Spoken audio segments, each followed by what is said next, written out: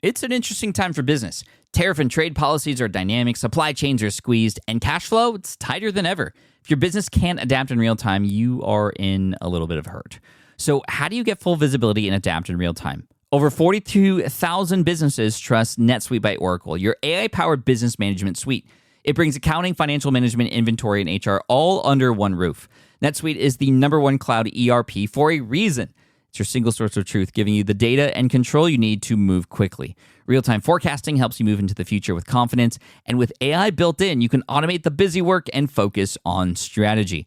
NetSuite helps you see what's stuck, what it's costing you, and how to pivot fast. If I were running a business with a lot of moving parts, I'd use NetSuite for full control over everything. Tame the chaos with NetSuite. If your revenues are at least in the 7 figures, download the free ebook, Navigating Global Trade, 3 Insights for Leaders at netsuite.com/SPI. That's netsuite.com/SPI.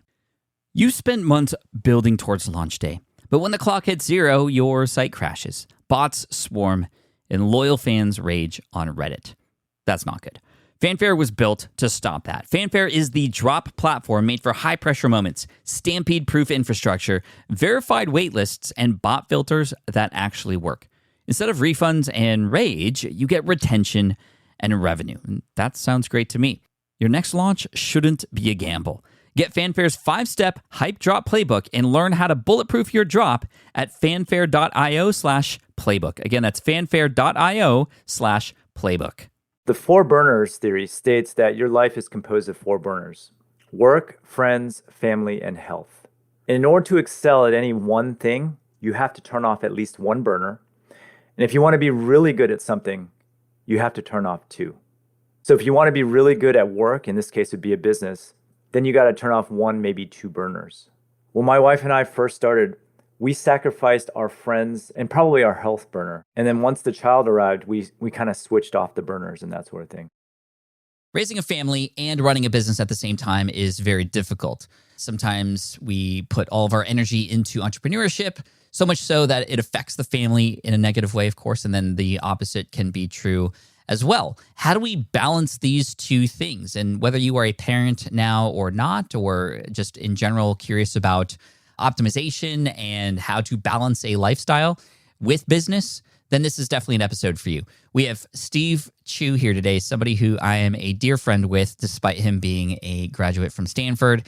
We always tease each other because I'm from Cal, rival to Stanford. Anyway, you might hear some of that banter here in this episode, but we're good friends. We have spoken at or been to each other's events, and he's just an amazing family man. And he wrote the book called The Family First Entrepreneur. And I love that because it is, many people get into business so that we can help our families. However, a lot of people see the opposite thing happen. The business actually takes us away from the family. So again, how do we balance that? How do we manage this? These are all the themes in his book and themes that we're going to be talking about today. In fact, we get a really personal story up front about how things didn't go well, which is really the origin behind this book and his business. And he's got 2 kids. I've slept in his guest room at one point. So I can attest to the fact that he is somebody who has learned from those lessons and really cares about family. And I love Steve. He's awesome. So hope you enjoy this episode. Steve Chou from mywifequitherjob.com. You might remember that URL. It's a very memorable one. He's a great YouTube channel as well, but now is also the author of The Family First Entrepreneur. I hope you enjoy. You're listening to the Smart Passive Income Podcast, a proud member of the Entrepreneur Podcast Network, a show that's all about working hard now so you can sit back and reap the benefits later. And now your host. The most helpful strategy he's learned to grow his business over the last 10 years is this: saying no. Pat Flynn. Running a business means legal questions are inevitable. Is this contract or agreement solid? What can I do if a client won't pay me? Am I set up properly for taxes? Well, rather than trying to navigate all of this on your own or searching endlessly online, imagine having a law firm on your side without the high hourly rates. That's exactly what Legal Shield's small business plans offer. With Legal Shield, entrepreneurs get access to real legal support, contract reviews, collection letters, guidance on business formation, and even help handling IRS audits. Members can book consultations, upload documents through the app, and work with a provider law firm that understands small business laws in your state. You also get proactive help on tax and trademark questions so you can stay ahead of legal risks. And if a client delays payment, Legal Shield can send professional collection letters to help you recover what you're owed, all for a fraction of what traditional attorneys charge. Go to LegalShield.com/SPI or call 833-570-9980 to learn more and get big business legal support without a big business budget. That's LegalShield.com/SPI. While DIY website tools are everywhere, most fall short on design and performance. Hit publish. Framer ships your site worldwide in seconds. No code, no compromises. Framer is a powerful, user-friendly platform that delivers developer-level results without writing a single line of code. Make your designs move and convert with Framer. Framer brings your site to life with powerful animations, dynamic content handling, and a design-first approach that helps your site stand out. Framer is the design-first, no-code website builder that lets anyone ship a production-ready site in minutes. Browse hundreds of pixel-perfect templates or even design something of your own on a totally blank canvas. Add bold animations like appear effects, text effects, scroll and looping animations, and much more in seconds. And it's free to start. The built-in AI handles the heavy lifting of generating starter layouts and can even translate your entire site to any language. On the back end, you'll get responsive breakpoints, built-in hosting, a flexible CMS, and privacy-friendly analytics. Ready to build a site that looks hand-coded without hiring a developer? Launch your site for free at Framer.com and use code SPI to get your first month of pro on the house. That's Framer.com, promo code SPI. Framer.com, promo code SPI. Rules and restrictions may apply. Steve, welcome back to Smart Passive Income, my friend. So happy to be back, Pat. It's been a while. It has been a while. And I know that for a long while you've been working on this book. And I this is going to be the topic of our discussion today because the book is all about building a business and still being a family person, still making sure you're taking care of your kids and putting them at the almost front and center. I mean, it's called the Family First Entrepreneur. And it's interesting because it's like, we often feel like we have to choose one over the other with our time sometimes. What inspired you to just put your head down and write this book? I wrote this book because I've just realized, at least for me, that 99% of the entrepreneurship advice out there doesn't apply to me. Right? Think about it this way. Most of the entrepreneurship advice you see out there is given by single guys who don't have any responsibilities whatsoever. And that just was not representative of me. And I would say it's not representative of a lot of people, right? So most of the advice you see out there is you got to work 80-hour weeks. You got to hustle like crazy just to make anything successful. But you can, in fact, create a really good business as you have, Pat, and still have lots of time for family. And you certainly do not have to work 80 hours a week. For sure. That's a really important message. I remember when I started business, it was Tim Ferriss was the main voice, and a lot of people who were jet setters and travel moguls, and that kind of lifestyle is not normal. And if you have a family, it's just like, well, I can't do that. I don't have that time. I got responsibilities. I have a career. I have a family. I've got kids, and with kids, it's like you never know when you're going to have time. And so I think I know the answer to this question, but for people with families who are busy, who don't have a lot of time, is it even possible to still be an entrepreneur? It was a struggle for me. I mean, the answer, of course, is yes. But for me, just to be straight up, my ego always got in the way. So when we first started our business, in case your listeners don't know who I am, we started because my wife wanted to quit her job in order to stay at home with our first child. And where we live in the Silicon Valley, you pretty much need two incomes to get a good house and a good school district. So when she told me she was going to quit, I was 100% on board, but we needed to find something else. So we started that business because of family. But what ended up happening is we hit six figures in profit in our first year, and it's just started growing. And I got all excited. I got carried away, and I kept wanting to grow it every single year. And so we'd set these income goals, and then we'd hit them. And then we'd move the goalpost the next year.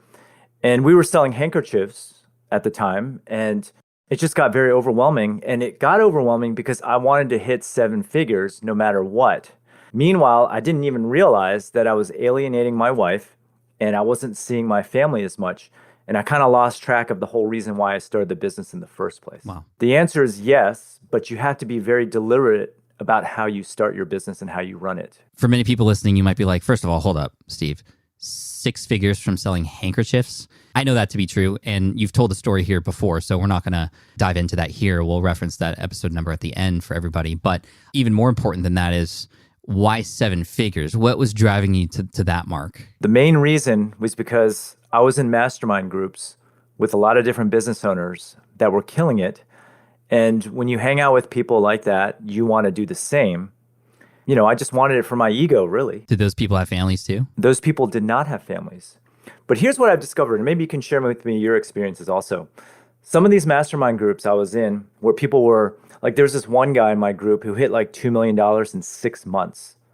And he actually came on my podcast. I interviewed him, and it was a great episode. We talked about, how he did and everything. As soon as we hit stop on the record button, though, I was like, how miserable was that? And he's like, man, that was the most stressful year of my life. We had to grow. Everything was out of control. We had to hire so much. And I'd never been more stressed in my entire life. And you don't actually get to hear those stories because that's not what's sensationalistic, for podcast. I mean, I wish I had that part of the recording, but I'm pretty sure that person did not want that part of the recording to go live because the topic was, how did you hit $2 million in 6 months? But that's actually more common than you think. So correct me if I'm wrong, in these mastermind groups, especially, typically it's with a lot of people who are all about the business, and that's all the conversation is about. It's not a holistic conversation about life. It's just business, numbers, marketing, growth. Are you still in those groups, or how have those groups evolved over time since you've learned from those mistakes? Yeah, I've been in and out of groups, and maybe you have too. I tend to stick with the ones that kind of fall in line with my values. That particular one that I was just talking about was just all about business. Here's the other thing I've actually found also is that a lot of people go for revenue because that's the vanity number, right? I had a buddy who was doing very well. He was making 6 figures and his revenue was like 300,000 or 400,000, but he was doing a solid 6 figures. He really wanted to hit the 7-figure mark, and I could relate to that. He hit the 7-figure mark, busting his butt, hiring and everything, but he ended up with the same profit. And at the end of the day, he was thinking to himself, why did I go through all that work, build this team, create all this extra stress, when in fact I was making around the same amount of money? It's because of that vanity number. That's a very common story. Actually, I hear that all the time, dude. So now that you've lived through that, actually, before we even get to the strategies and stuff, like I want to know what the conversation is like with your wife when you had your ego first and you were trying for 7 figures and you weren't seeing your kids as much and you were putting a huge burden on your wife. What happened? How did you snap out of that, if you will? I can't take credit for that. So my wife actually sat me down and she was kind of in tears and she said, I don't want to do this anymore. I hate running this business. We keep busting our butts to make extra money that we don't even spend. We actually did our finances and we spent about $150,000 a year as a family. And we were making like 10x that or even more than that. So why were we busting our butts for something that we don't even need? Here's the thing. Most people don't even think about these things when they start a business. And it's really easy to lose track of why you started in the first place. So what my wife did is she sat me down. We had this talk. She told me all those things. And I was like, yeah, you're right. Once she told me all these things and how she was feeling, I was like, none of this makes sense. So immediately what we did is we stopped all revenue goals, right? Because those are stressing us out. And we put together a set of rules. And it was actually all documented about how many times I can travel, or if something really comes up, how do we evaluate that against what we're missing? And we put that down in a doc. So whenever something like that comes up now, we refer to this document. You have almost like a family constitution of the way things... Oh, you've got one too? We've talked about it. Yeah, we don't have that written. It's not behind some glass case in the house, although it might as well be because it's that important and we often forget those things, right? And it's key. I think, number one, your wife and my wife would get along very well, would have a lot of things to talk about as entrepreneur wives.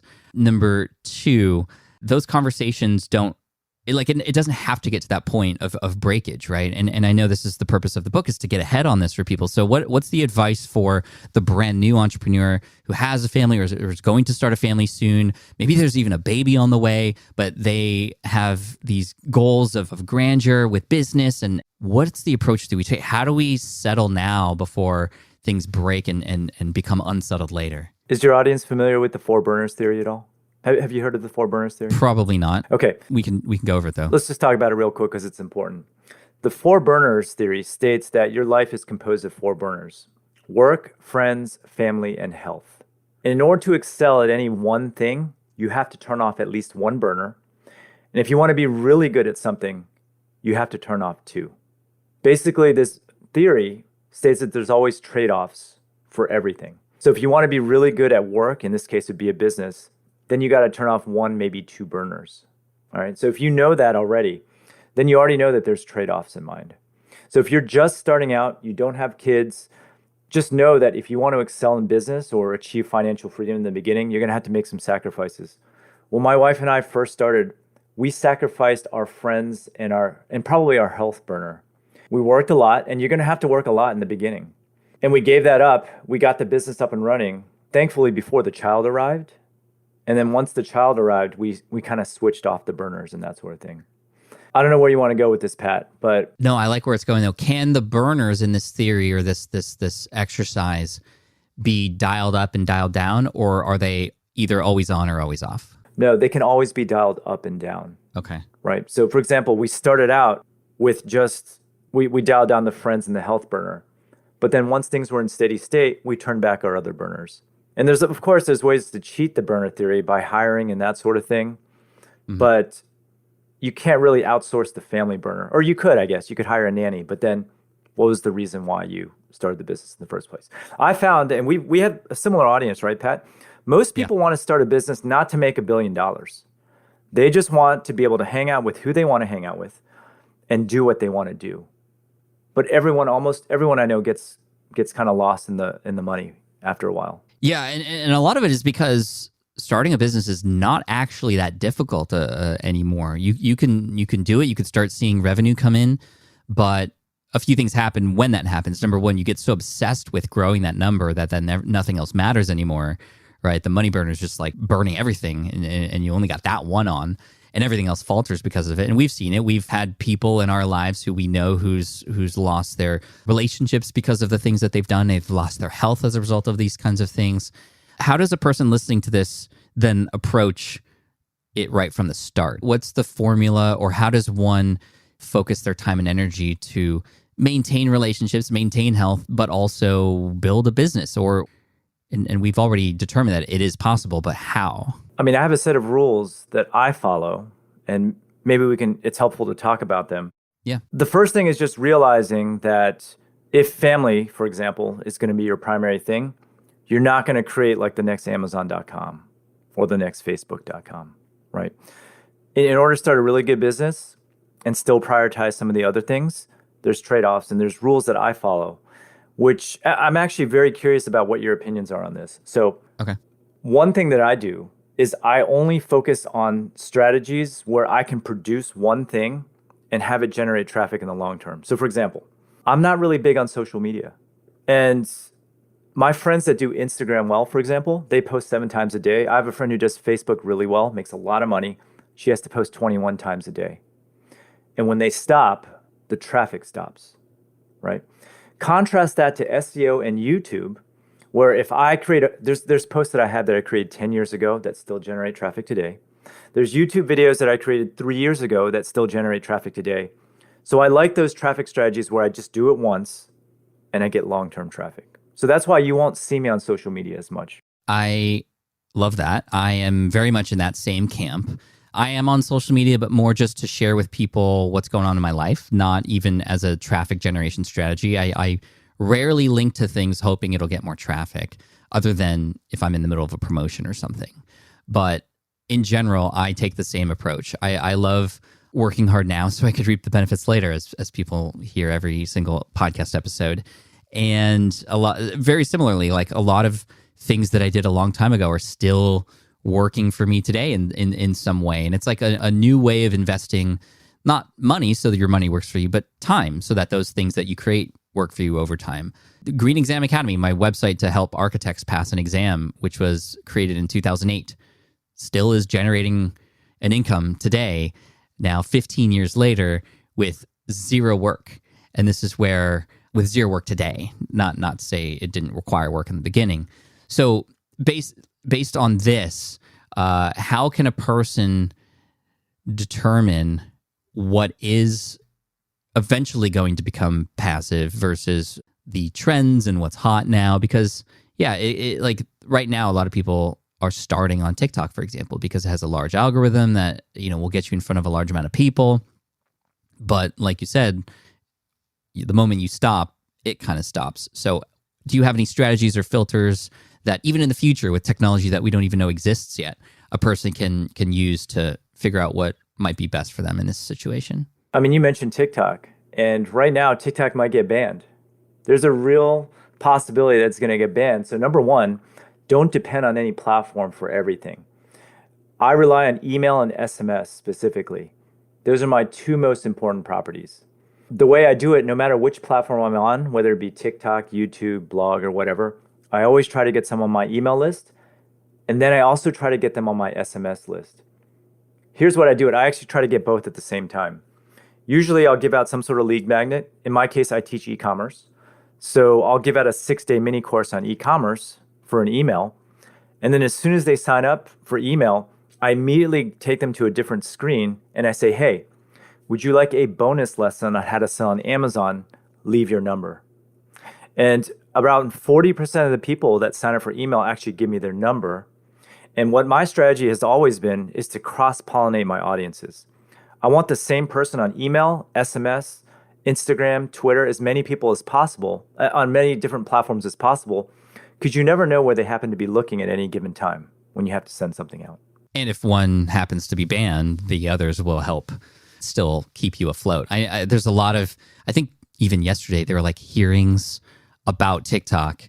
And there was a woman who was an influencer who was speaking in front of all these, decision makers in Washington about her business and what she was doing. And obviously she's fighting to keep TikTok, but her business solely relies on TikTok. I saw the slime girl came on. Like 90% of her business was TikTok. Yeah. Right. Which is, again, it's like if you diversify, it helps. But at the same time, I want to talk about the idea of diversification, but also you can't diversify if you haven't started yet. So where would you suggest a person who has an interest, a passion, a expertise, an idea to begin? Are they building a thing to sell? Are they creating content or building an audience first? That's a great question. So my answer to that question is always dependent on the time frame. If your goal is to make money within a year, I personally think that e-commerce is probably the best way. Right? You're selling a product in exchange for money right away. If you have a time frame of 3 years or longer, I'd say content is better. So what ends up happening is e-commerce will start and then revenue will go up, up and to the right. With content, and I don't know if this was the case for you, Pat, but I didn't really make any money with my content for 2 years when I started. But then all of a sudden, once it started catching fire, it started hockey sticking up. And the great thing about content is that the cost of goods is not that high compared to e-commerce. In the content space, I would say today, if I were to start all over from complete scratch, I would say start a YouTube channel if you don't mind doing video. Because Google or YouTube is really good at proliferating content. If you don't like doing video, I would go with a blog because once again, Google's really good at getting your content out there. And to establish really deep connections, as you teach all the time, I think podcasting is still a really good medium as well. Would you consider doing all of them or just pick one? I would always pick one. Here's what we didn't actually discuss. The trade-offs of starting a business, for me at least, was always ego.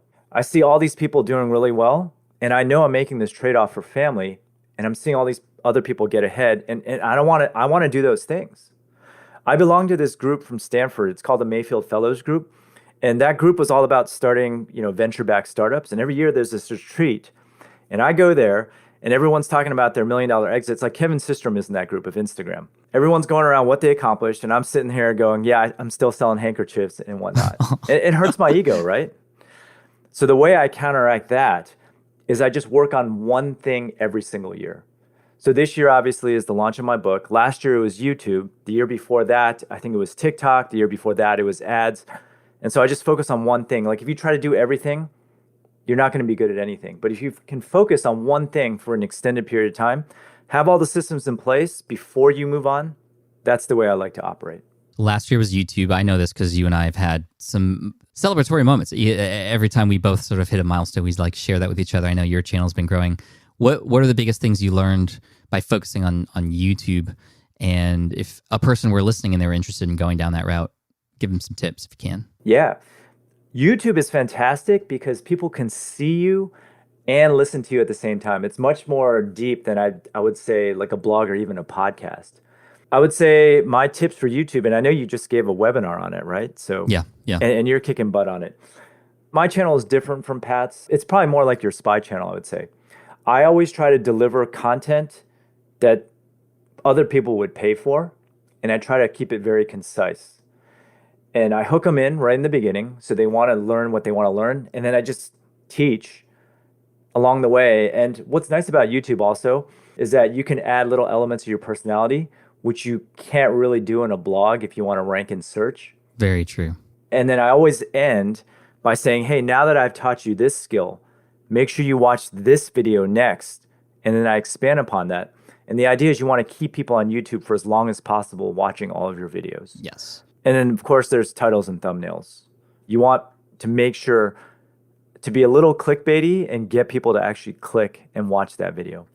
But you do those two things that I tell you, and your channel will start taking off, guaranteed. So where does your channel start when you decided to focus on YouTube, and where is it now? I started 3 years ago. Before, I was just using YouTube as video storage, really. Right. I'd have like a lead magnet, and I just point people over there. I wasn't really doing anything with it. And 3 years later, I'm at 200K subs. And that channel makes over $35,000 a month just on AdSense alone. And it's now the number 2 driver of email subs for my platform as well. It's been fantastic. How are you collecting emails from YouTube when the goal is to keep people on YouTube? So what I do is I give a really good tip. And then I say, hey, by the way, if you enjoyed that last tip, sign up for my free 6-day mini course below. And to me, that's something that I don't know if it's hurting the channel or not, but it doesn't seem to be. People sign up and it hasn't really hurt. Do you do anything similar with yours? Well, on Deep Pocket Monster, no, but on the Pat Flynn channel, of course. I mean, we have our all access pass and the courses that we promote, and there's a balance there that has to be had. But yes, maybe you get a few people leaving YouTube, which decreases the reach a little bit. But at the same time, if you know you're converting them, then it's worth the trade-off. So that's always a tough question to answer. So I appreciate your insight on that. I think it's important to do it in the middle of the video, because if they do it, they'll probably come back and watch the rest of it, especially if you do it after one really good tip that you're giving that really impresses them. You're delivering value first. You have an ask, which is actually to give more value to them, especially if you've piqued their interest. And I like that, putting it in the middle of the video. That's great. The book has become your latest focus. Correct. Tell me about that. This is your first book that you've published? My first book. That's correct. How was the experience for you? I vastly underestimated the work. How long did you think it was going to take? I thought it was going to be a year-long project. Instead, it's been 3. Oh my gosh. And you have what, 4 books? I have 3 under my belt, 1 in the works right now. And this book is my first traditional published book. So this is new in that regard for me. But I still come across the same experience of, some good days, some bad days of writing, some really good moments and great stories that I didn't even know I had in me. And then other days where I'm just regurgitating the same thing I've always said. So it's definitely a journey. What helped you the most when putting this thing together? I think the number one thing that I did that was the best decision I made was getting some help. So I'm using Jeff Goins.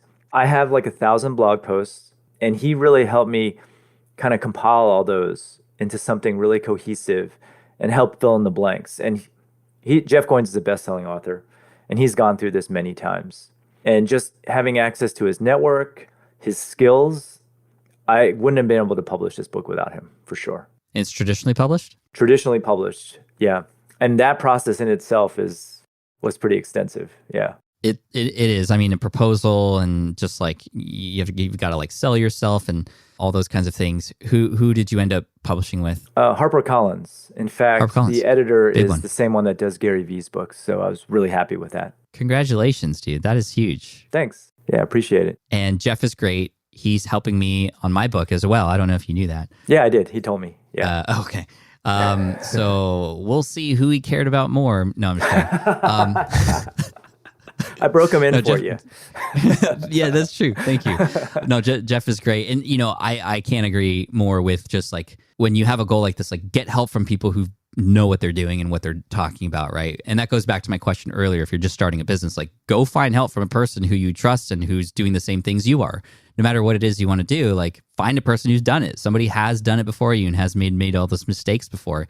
But with a book, I mean, I have to give credit to Azul Terrones, who was my coach on my first book, Will It Fly?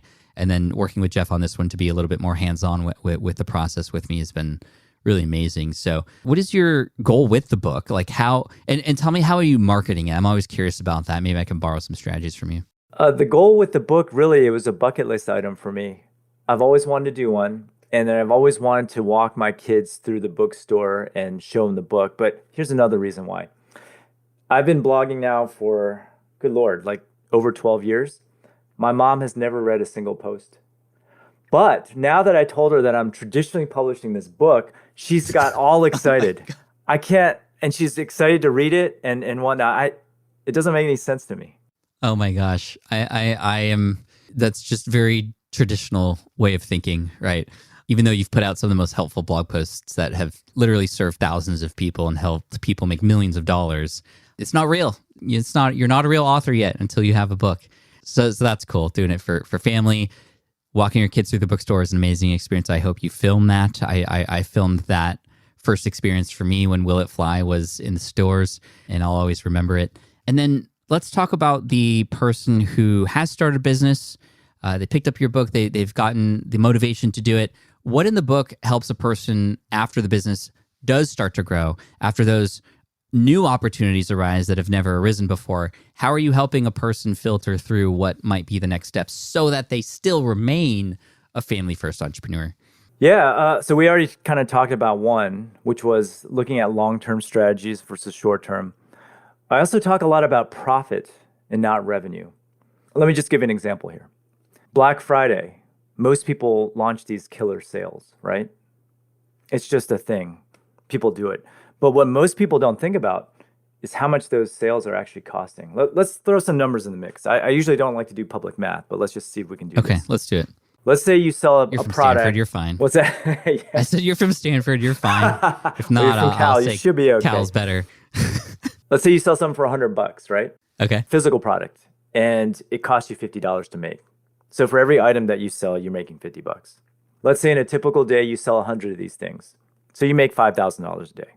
All right, so now Black Friday rolls around. Everyone's launching sales, and you're like, okay, let's issue a 25% off coupon. Okay, so 25% off coupon, which means that you're selling it for $75, it costs you $50, so you're making $25 in profit per sale. All of a sudden, in order to make that same $5,000, you now need to sell 200 units. So that 25% off, now you need to sell double just to break even. So it's important to note that the numbers are not linear. Yeah, wow. 25% off means you need to sell 2x the number of items. Most people don't think like that. And so now whenever I think about running a sale, I run the numbers, and if I can't double my sales volume, I won't run the sale. It's not worth the sale. Just so you can, sell more volume, and then you run out of inventory, and then you got to like add more, and just all the things start to go. So what's the lesson here? Know your numbers, essentially. Know your numbers and focus on the profit, not the revenue. Here's another example. Let's flip it a little bit. Typical e-commerce business. Let's just say, like, if you look at the stats, it's like 10% net revenue, right? Let's say you're selling something for $100. If you were to raise the price 1%, you'd be selling something for $101, right? Originally, when you were selling it for $100, assuming a 10% net profit, you're making a $10 profit per sale. By increasing your prices by 1% or $1, you are actually increasing your profit by 10%. Oh, yeah. So if you increase your prices by 5%, assuming a 10% net margin, that actually means you're increasing your profit by 50%. You got to think about things in terms of profit, not revenue, when you're running a business. And most people chase the vanity number, right? Just like I was. I was trying to get to 7 figures, no matter what, because I wanted to tell everyone that I had a 7-figure business without realizing that I was actually destroying my profit at the same time. How do you help the entrepreneur who, in order to save time, hires people who's never worked with people before. I know this is a very common thing, especially for family-based entrepreneurs. It's, hey, I'm going to hire other people to do that for me so that I can spend more time with family. But what ends up happening often is the management of those people end up taking more time than if you were to do those things yourself. Thus, you actually even might have even less time with the family because of all these people things that are now involved. Should you run it alone? Should you hire people? What are your thoughts on this? So my philosophies on this have always been a little controversial. I'm a big proponent of robots, not humans. So if I can automate something with a piece of code, and this is a great time to talk about this because ChatGPT 4 just came out, which has really helped out content creation. Like I have writers right now for My Wife Quit Her Job, and I'm actually thinking about, not using some of them going forward because ChatGPT is that good. And I just happen to have a technical background, which allows me to write code. But one thing that always bothers me when I go to an event is people always ask me how large your team is. Yeah. Right? Because it's just like a way to people measure. But I can just say that you can run a really good business and just have like one person. So My Wife Quit Her Job makes 7 figures in profit. I only have one VA in the Philippines. That's it. Wow. It's all about systems and processes. And, if you want to start something really big, then you're going to need to hire a large team. But if you want to hover around like the 3 to 5 million range, I don't really think you need a team, a large team at least. So you can make $3 to $5 million a year top line revenue, which, Correct. Profit enough to live on, likely very much so, for a nice lifestyle with just one person, 1 or 2 people for hired help? Absolutely. Here's how I do it. And you can tell me about your experiences. I always do everything myself in the beginning. I was editing all my YouTube videos. I was editing all my podcasts and everything. And then I got tired of doing it. But I knew exactly how to do it. And so what I did was I just recorded videos of me editing it. And then when it came time to hire someone, I used Loom actually. And then I just turned over those Loom videos and I got up and running really quick. I never move on to another task until I've done that. And I mentioned I always do things for at least a year. I would agree with that for most things, for sure, especially a lot of more procedural things that can then be handed off to others. Same thing for editing and the podcasting. There are just some things that you can't replicate, like, although that being said, you could argue against this now, like your voice on your podcast, which, yes, you can actually replicate that now with different tools, and it's getting kind of scary. And I have been experimenting with how might I be able to do that one day, and how do I feel about it? I don't even know exactly yet. So that's just, again, we don't have to talk about AI, although I know you are interested in it as well. But that I always advise, this is actually a question I get from a lot of my podcasting students, like, hey, I'm like, can I just hire an editor right off the bat? I always say, get your first 5 to 10 episodes done yourself first, so that you know, A, how it works. So in case when you do hire somebody and then they leave, you're not left stranded anymore, right? You could pick up the slack for a period of time until you train somebody else. And if you have videos about how to do that, it's even easier. But number 2, you have an appreciation for that work that person ends up doing for you as well. You know how much time it took. You understand how difficult these things are. And when they do them, and they can often do them better than you can or faster, you're just like more blown away, and you have more empathy for them, and you can take better care of them as well and compensate them at the same time. So the reason I partly disagree with you would be because there are just some things that I don't know how to do, or don't have any inclination to want to learn how to do, but must be done, right? And there's some obvious things like bookkeeping and financing and taxes and those kinds of things. But even on the creative side, like mastering thumbnails, for example, for YouTube, there are people out there that you could hire who could do it perfect from the start. And it's almost an art form in a way that I'd have to dedicate my full-time efforts to be able to master that. I don't want to. Yeah, I'm not saying that you have to be a master of it. You just have to have at least high-level knowledge of how it works, right? You have to know, like, approximately what a good thumbnail or title will be. I see. So you can measure it, right? Like, I have people that come up to me and say, hey, I just want to outsource my marketing. Do you know anyone that can outsource my marketing to? And if you don't really understand, let's just take something simple like SEO, right? Search engine optimization. And they want to hire someone, they don't know anything about it. And when you don't know anything about it, you don't even know if the agency is doing a good job or not. So you have to actually have high-level knowledge before you outsource something. That's true too. And don't outsource blind is what I'm saying. No, that's a perfect piece of advice, especially for the beginner. I can imagine a scenario with SEO where a person's just like, I just want my pages ranking higher. Go. And that's the measurement stick. When you know nothing about SEO, you know it's not that simple, and that it might take 3 to 6 months to see any movement. And if you don't know that, then you have these unreal expectations, and the experiences of hiring are just bad, even though they might have been good if you knew something about it. So I agree with you for that. Man, we could talk all day about this stuff, Steve, because you and I both are very similar family-centric entrepreneurs. We both have started around the same time. We've both run our own events. We've both, lived through the ups and downs and are thriving now, which is really amazing. And I'm just so proud of you and stoked to see you doing so well. And I'm grateful that you wrote this book. It's one that I feel like I could have written myself, but I'm grateful you did it too. Well, you're in it, so I am sharing your experiences too. That is true. Go pick up the book. Everyone listening, Pat was very gracious enough to record a session about his thoughts on family first entrepreneurship, and that's actually in the book as well. And speaking of that, where can people go to grab it? I think the best place to go is thefamilyfirstentrepreneur.com, because I have a lot of bonuses.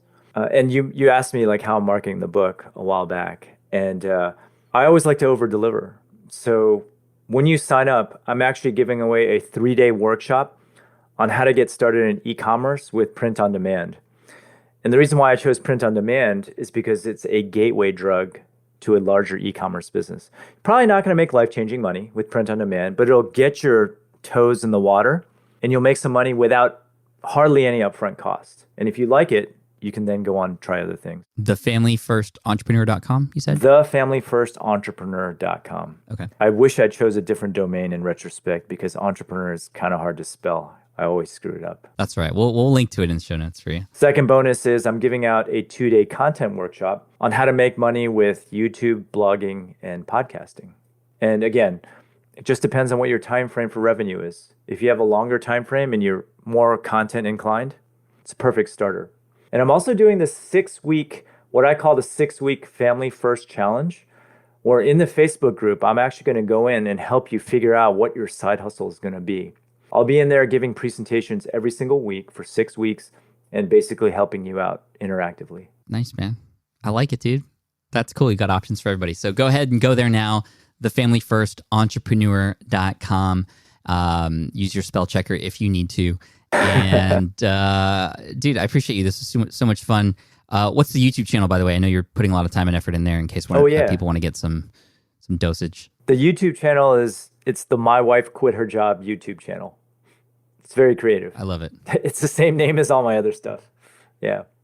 When I first heard about that brand name, I was like, it was so different, and it's just, it makes sense. It's like, that's a weird domain name. That's a weird business or brand, but it actually does speak to the family first part of it, right? It's like, this is why you got into this in the first place, and maybe you had forgotten that for a while, and here you are now writing the book of all the things that you've learned and put into it to get back to the family first aspect of it, and to help all of us out in the same regard. So I appreciate you for that, Steve. Thank you so much for coming on the show today, my friend, and I look forward to hanging out with you soon, hopefully, and go Dubs. Thanks for having me. Hope you enjoyed that episode with Steve Chou. Very personal, very, very well done episode. Steve, thank you for your answers and for just being a prime example of learning from mistakes and then actually wanting to help people learn from them as well. So I thank you so much for that. So relatable in so many different ways. And I do recommend everybody go and check out thefamilyfirstentrepreneur.com and go check out that book. If you are a parent, you have kids, or you're thinking of having kids, or even if you're not, this is definitely a book that is really, really important. thefamilyfirstentrepreneur.com. Make sure to check out the show notes for all the links to everything we talked about. smartpassiveincome.com/session679. That's where you want to go. smartpassiveincome.com/session679. Thank you to Steve. Thank you to your family. And thank you for listening in today. I appreciate you. And I look forward to serving you in next week's episode. Until then, take care. Peace out. See you in the next one. Cheers. Thank you so much for listening to the Smart Passive Income podcast at smartpassiveincome.com. I'm your host, Pat Flynn. Sound editing by Duncan Brown. Our senior producer is David Grabowski, and our executive producer is Matt Gartland. The Smart Passive Income podcast is a production of SPI Media and a proud member of the Entrepreneur Podcast Network. Catch you next week.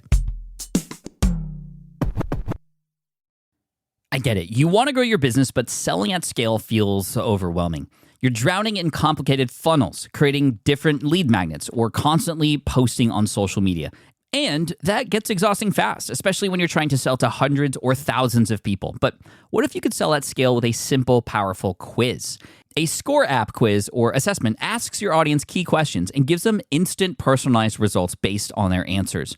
Your audience gets to know where they are now and shows them the steps they need to hit their goals.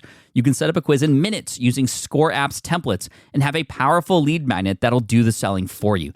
The best part is your audience actually wants to take this quiz, and you build huge amounts of trust before you even make a single offer.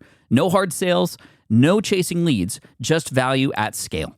Get 50% off the first 3 months using the discount code SPI. Just head to scoreapp.com/SPI. Again, that's scoreapp.com/SPI. More people dream about building their own business and being their own boss rather than retiring early. But a majority of them never even take the first steps to register the business. Why? Because starting a business can feel overwhelming. With legal forms, paperwork, finances, it's a lot. And that's where Taylor Brands comes in. Taylor is a complete business builder designed to make launching your business simple and stress-free. You can register your LLC in just minutes, keeping your personal and business assets separate from day one. And from there, you can get access to everything you need to get off the ground, from legal documents, licenses and permits, invoicing and bookkeeping tools, and even a 100-day business coaching program to help you hit the ground running. You'll also get a free personalized business plan, branding tools, and so much more. And of course, our listeners get an exclusive 35% discount to get started. Just head to taylorbrands.com/SPI. That's TAILORBRANDS.com/SPI. Stop dreaming, start building with Taylor Brands.